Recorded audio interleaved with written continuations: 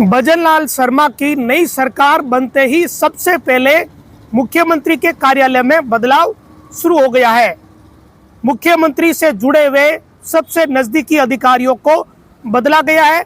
मुख्यमंत्री के प्रमुख सचिव के पद पर अब टी रविकांत को लगा दिया गया है। इसके अलावा जो सचिव है वहां भी बदलाव किया गया है। सचिव के पद पर श्रीमती आनंदी व डॉक्टर सौम्या झा को लगाया गया है। सबको पता है कि मुख्यमंत्री के प्रमुख सचिव के पद पर कुलदीप रांका काम कर रहे थे और मुख्यमंत्री अशोक गहलोत के कार्यकाल के दौरान कुलदीप रांका का क्या रुतबा था और क्या वो ताकत में थे, ये सभी जानते हैं। तो ये पद कितना महत्वपूर्ण है इसका अंदाजा इसी बात से लगाया जा सकता है कि सबसे पहले मुख्यमंत्री के कार्यालय से ही बदलाव नए मुख्यमंत्री भजन लाल शर्मा द्वारा किया गया है। नए मुख्यमंत्री भजन लाल के शपथ ग्रहण करते ही पहला बदलाव यही हुआ कि मुख्यमंत्री के सचिवों का तबादला हो गया। प्रमुख सचिव के पद पर टी रविकांत को लगा दिया गया और सचिव के पद पर 2 महिला आईएएस को लगाया गया, श्रीमती आनंदी व डॉक्टर सौम्या झा को। टी रविकांत को लेकर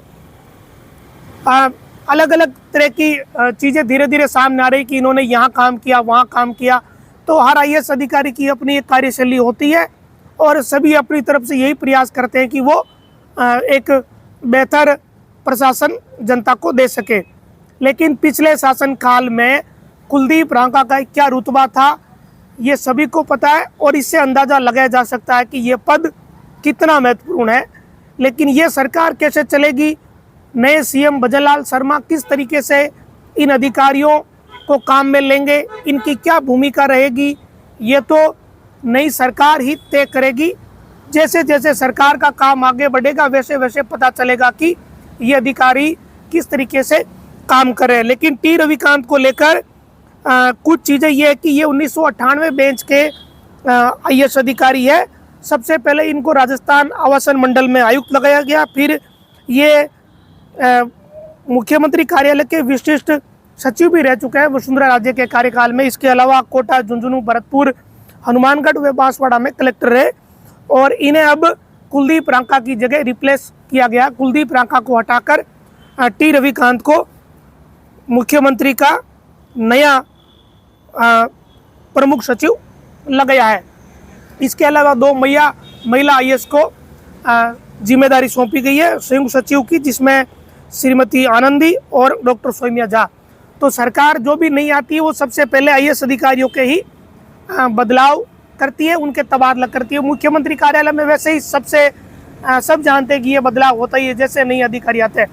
तो अब जो राज्य की मुख्य सचिव है वो भी दिसंबर के लास्ट तारीख को सेवानिवृत्त होने वाली है। तो नया मुख्य सचिव प्रदेश का कौन होगा, इसे लेकर भी ब्यूरोक्रेसी में बड़ी चर्चा चल रही है। क्या प्रदेश के डीजीपी भी बदले जाएंगे, क्योंकि बीजेपी ने चुनाव के दौरान कानून व्यवस्था को बड़ा मुद्दा बनाया था, ऐसे में इसकी भी संभावना है।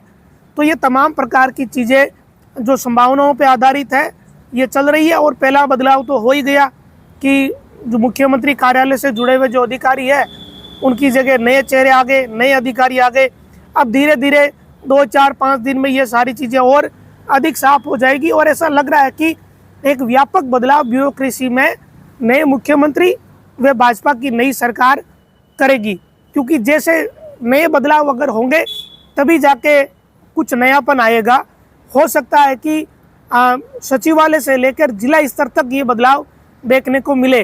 चुनाव के समय जिन अधिकारियों की, जिन जिला कलेक्टरों की, जिन एसपी की तैनाती थी उनको भी बदला जाना ये तय माना जा रहा है। आगे लोकसभा चुनाव भी है नज़दीकी, तो नई सरकार अब अपनी व्यवस्था लाएगी, अपने हिसाब से अधिकारियों को लगाएगी। जो जिनको जहां सूटेबल लगेगा वो वहां उनकी तैनाती होगी, ये तो सब जानते ही हैं। और जो अधिकारी अशोक गहलोत के शासनकाल में बिल्कुल ही ठंडे बस्ते में रहे, हो सकता है कि वो मुख्य धारा में आ जाए। तो ये तमाम प्रकार की चीज़ें हर बार ही होती है जब भी नया शासन आता है, नया मुख्यमंत्री बनता है। तो और ये इसकी शुरुआत हो भी गई। भजन लाल शर्मा बिल्कुल नए मुख्यमंत्री है, पहली बार बने हैं। ये किस तरीके के बदलाव करेंगे, कौन कौन से और फैसले लेंगे, इसे लेकर लोगों में बड़ी रुचि है और लोग नए मुख्यमंत्री के कामकाज को लेकर बड़े उत्सुक है, ध्यान भी रख रहे हैं कि नए मुख्यमंत्री किस तरीके के फैसले लेते हैं। तो आज शपथ ग्रहण के बाद सबसे बड़ा फैसला यही था कि मुख्यमंत्री कार्यालय से जुड़े हुए या मुख्यमंत्री के प्रमुख सचिव व संयुक्त सचिव का उन्हें बदल दिया है और अस्थायी तौर पर टी रविकांत, श्रीमती आनंदी व डॉक्टर सौम्या झा को तैनात कर दिया। हो सकता है कि कुछ दिन बाद इन्हें स्थायी नियुक्ति मिल जाए या किसी नए को भी लगा दिया जाए, लेकिन एक बार ये बदलाव हो चुका है।